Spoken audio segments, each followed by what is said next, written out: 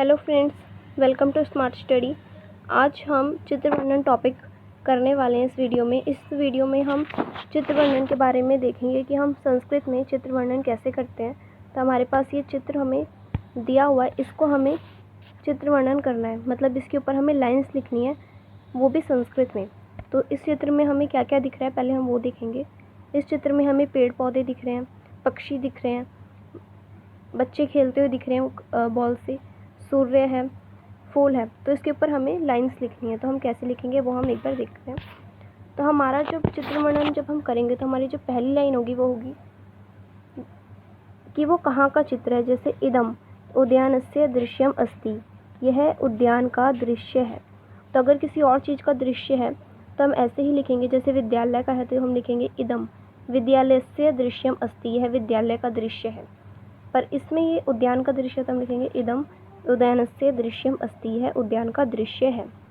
Second line, आकाशीय खगाः उत्पतन्ति, आकाश में पक्षी, बहुत सारे पक्षी उत्पतन्ति उड़ रहे हैं।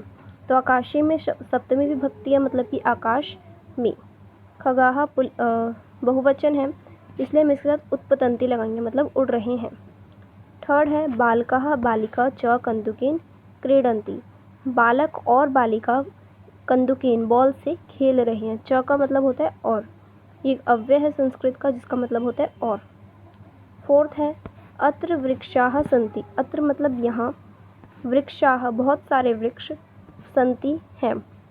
अगर एक वृक्ष होता तब हम अस्ति वर्ड यूज़ करते, क्योंकि वो एक वचन के लिए होता है।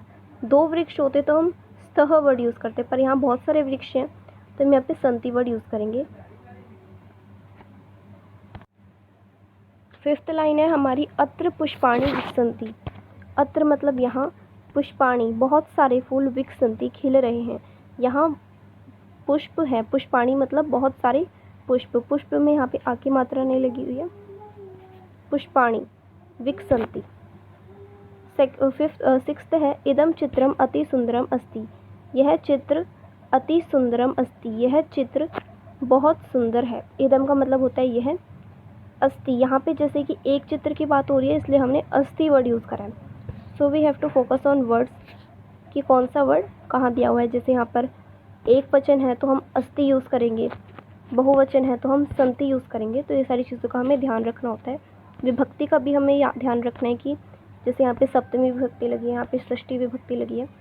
पर चित्र वर्णन में आपको ये ईजी लाइन्स लिखनी होंगी, उसी से ही आपको 5 मार्क्स ईजिली मिल जाएंगे 5 में से। यहाँ पर हमने ज़्यादा मुश्किल वर्ड यूज़ नहीं करे, इजी वर्ड है संस्कृत के, तो हम इसी से ही चित्र वर्णन हम करेंगे। तो सेकंड हमारा जो चित्र है वो एक कक्षा का है। कक्षा क्या होती है, स्त्रीलिंग होती है। तो उसके अकॉर्डिंग हम देखते हैं कि स्त्रीलिंग चीज़ का हम चित्र वर्णन कैसे करेंगे। फिर है इदम चित्रम कक्षायाः अस्ति, यह चित्र कक्षायाः अस्ति, यह चित्र कक्षा का है। कक्षायाः मतलब कक्षा का। शिक्षकः पाठं पाठयति, शिक्षक पाठ पढ़ा रहे हैं। एक शिक्षक है इसलिए हमें यहाँ पर क्या लिखा है, पाठयति। छात्राः मनोयोगेन पठन्ति, छात्र मन के योग से पढ़ रहे हैं। बहुत सारे छात्र हैं इसलिए पठन्ति, एक शिक्षक थे तो पाठयति। यहाँ पर भी हमने एक चीज़ की बात हो रही है कक्षायाः, तो इसलिए हमने यहाँ पे अस्ति लगाया है। यहाँ पे बहुवचन है इसलिए यहाँ पे पठन्ति लगाया। तो हमें इन सब चीज़ों का अच्छे से ध्यान रखना है। फोर्थ है कक्षायाम उत्पीठिकाः सन्ति, कक्षायाम का मतलब होता है कक्षा में। कक्षा में उत्पीठिका, वो जो बैठने का स्थान होता है कक्षा में, उसकी बात हो रही है। उत्पीठिका, बहुत सारी उत्पीठिका है, सन्ति। फिफ्थ है कक्षायाम एकम पुस्तकम अस्ति, कक्षा में एक पुस्तकम है। कक्षा में एक पुस्तकम है तो कक्षायाम, कक्षा में। यहाँ पर भी हमने पुस्तकम के साथ क्या लगाया, अस्ति लगाया, क्योंकि एक पुस्तक है तो इसलिए अस्ति लगाएंगे। बहुत सारी चीज़ें होंगी तब हम सन्ति लगाएंगे। तो यहाँ पर भी हमने 5 लाइन्स लिखी है और इसके अंदर कोई भी ज़्यादा टफ वर्ड यूज़ हमने नहीं किया है।